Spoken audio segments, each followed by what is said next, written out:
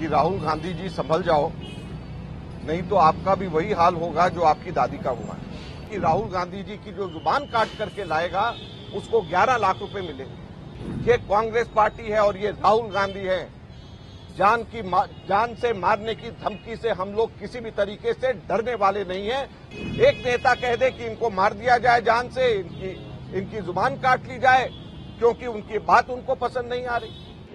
Bharatiya Janata party के एक नेता ने दिल्ली में पिछले सप्ताह राहुल गांधी जी को जान से मारने की धमकी एक तरीके से दिया था।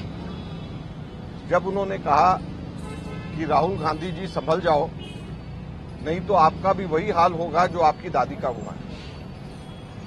हम सब लोग जानते हैं कि स्वर्गीय इंदिरा गांधी जी ने अपनी छाती पे 34 गोलियां खाई थी और शहीद हुई थी। हम सब लोग जानते हैं कि राहुल गांधी जी के पिता, जिन्होंने शांति वार्ता शुरुआत करी, इस वजह से उनके जिस्म के चीथड़े उड़ा दिए गए। आप उस व्यक्ति को, जिसके परिवार में, जिसके पिता ने, जिसकी दादी ने शहादत देश के लिए दी, आप उनके बारे में ऐसा कहते हो कि आप संभल जाओ, आप बोलो मत कुछ भी, नहीं तो आपका भी वही हाल होगा जो आपकी दादी का हुआ है। भारत के अंदर राजनीति इससे ज्यादा निचले स्तर पे नहीं गिर सकती।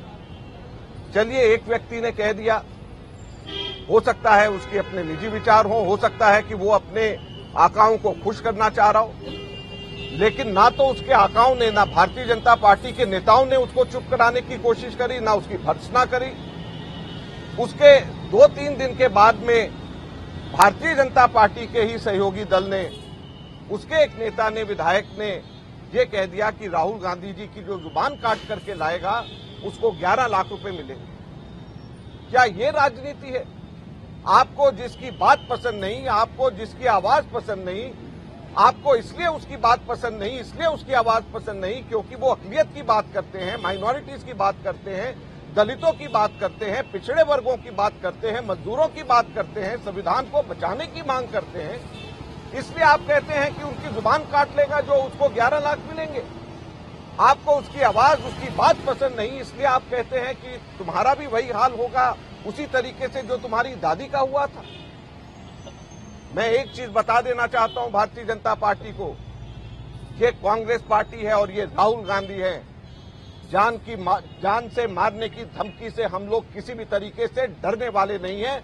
यहाँ पे कांग्रेस के लाखों करोड़ों कार्यकर्ता तैयार हैं अपनी छाती आगे करके, जान से मारना है हमें मारिए, लेकिन हमारे नेता की आवाज कभी बंद नहीं होगी, हमारे नेता कभी चुप नहीं होंगे।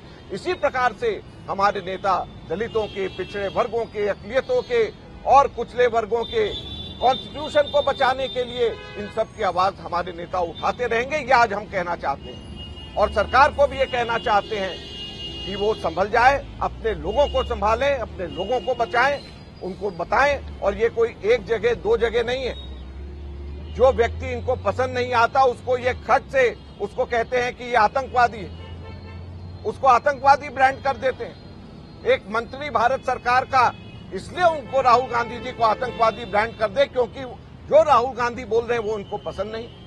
तो ये कहां की राजनीति है? एक नेता कह दे कि इनको मार दिया जाए, जान से इनकी जुबान काट ली जाए क्योंकि उनकी बात उनको पसंद नहीं आ रही। तो इसलिए आज हम लोगों ने यहाँ पे पुलिस कंप्लेंट करी है कि इनके खिलाफ सख्त से सख्त कानूनी कार्रवाई करी जाए।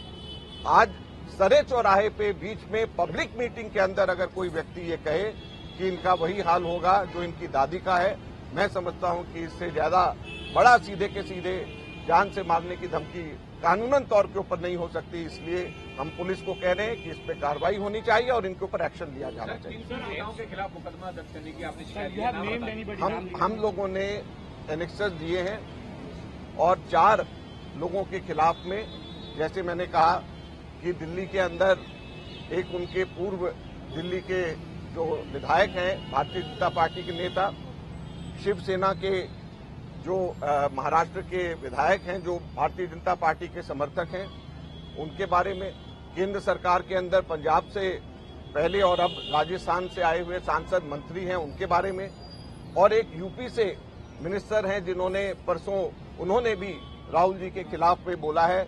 ये चारों के खिलाफ में हम लोगों ने बाय नेम हमने कहा है कि इनके खिलाफ में एफआईआर होनी चाहिए।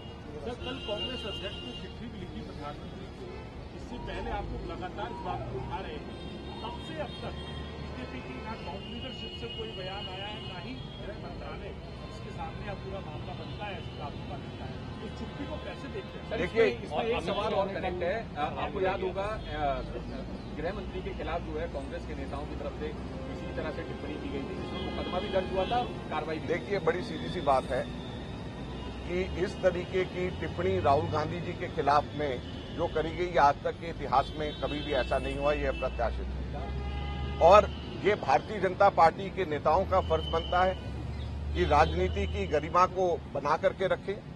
ये उनके नेताओं का फर्ज बनता है कि राजनीति के अंदर, लोकतंत्र के अंदर वायलेंस को किसी भी तरीके से बढ़ावा नहीं दिया जाना चाहिए। और जान से मारने की धमकी जिस तरीके से खुलेआम दी जा रही है, जुबान काटने की धमकी जिस तरीके से दी जा रही है, आपको कोई बात पसंद नहीं तो आपको किसी की बात पसंद नहीं, कॉन्स्टिट्यूशन की वो अगर बात करते हैं तो उनको आप आतंकवादी ब्रांड कर देते हैं। ये सारी चीजें गलत हैं, ये नहीं होनी चाहिए।